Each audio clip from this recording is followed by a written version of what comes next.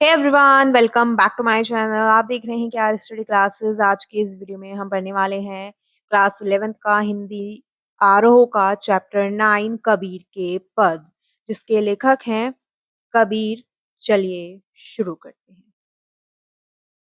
सबसे पहले यहाँ पर हमें कुछ पद दिए गए हैं। तो पहला जो हमारा पद है वो रहने वाला है, हम तो एक एक करी जाना, दोई कहे तिन्ही को दो जग, जिन नाहिन पहचाना।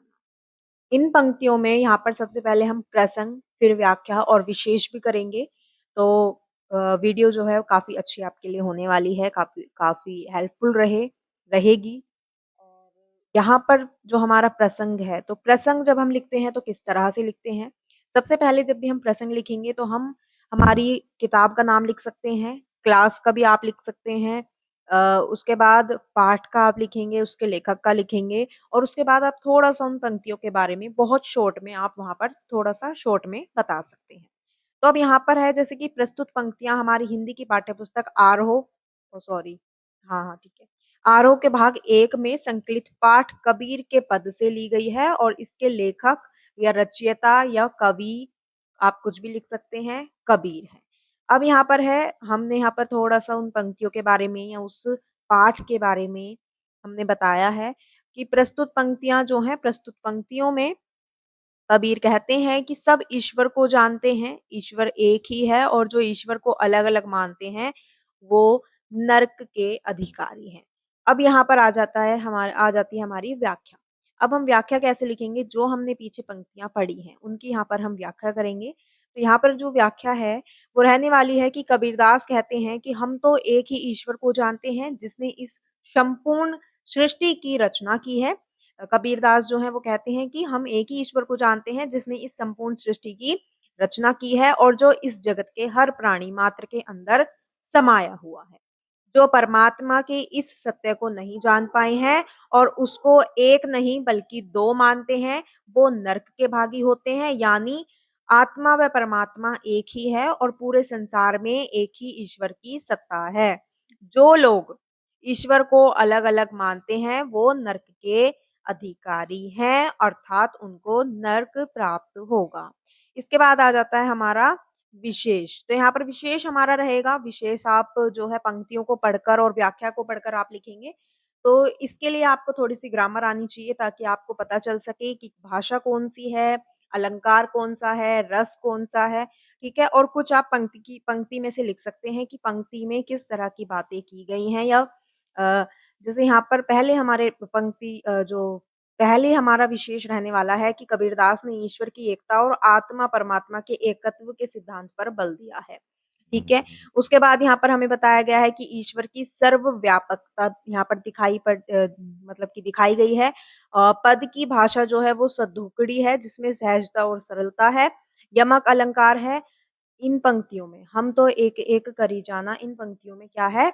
यमक अलंकार है। अब आ जाता है हमारा दूसरा पद हमारा रहने वाला है, एके पवन एक ही पानी, एके ज्योति समाना, एके खाक गड़े सब भांडे, एके कोहरा साना।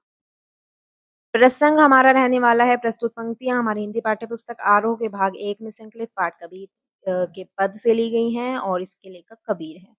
तो ये वाला जो आपका पार्ट रहेगा या पैराग्राफ रहेगा, ये आपका सेम ही रहेगा हर प्रसंग में।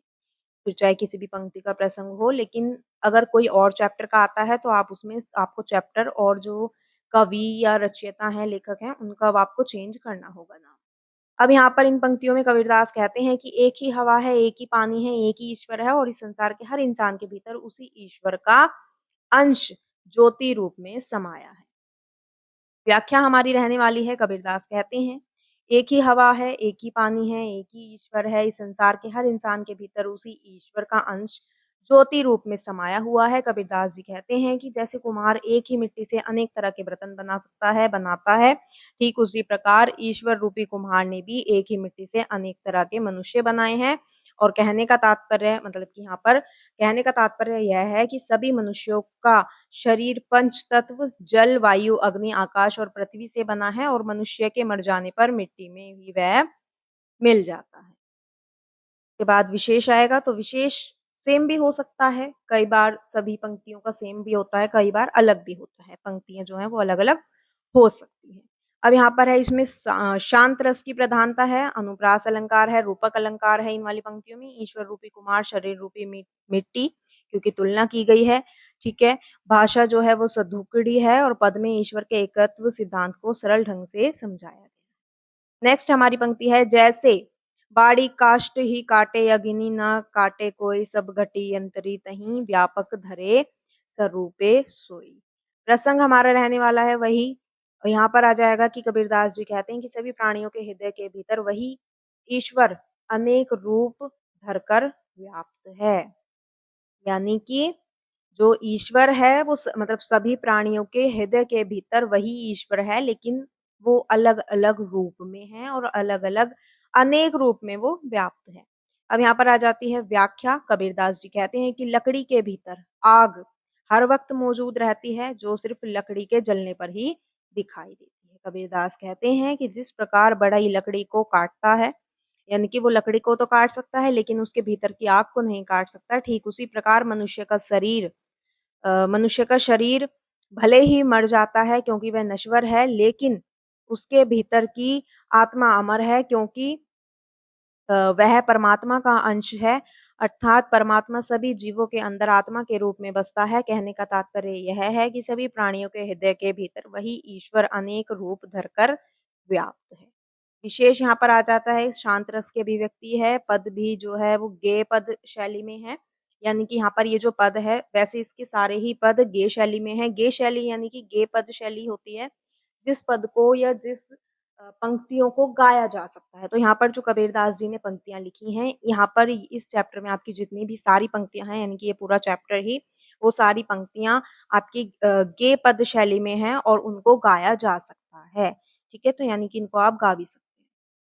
दृष्टांत अलंकार है, अनुप्रास अलंकार है, रूपक अलंकार है, भाषा शतुकड़ी है और ईश्वर का स्वरूप यहाँ पर दिखाई देता है। तो अलंकार जो है आपको पता होने चाहिए, तभी आप देख सकते हैं कि आप यहाँ पर कौन-सा अलंकार है और कौन-सा नहीं है। नेक्स्ट आ जाता है माया देखी के जगत लुभाना काहे रे नर गरबाना निर्भय भया कछु नहीं व्यापे कहे कबीर दीवाना।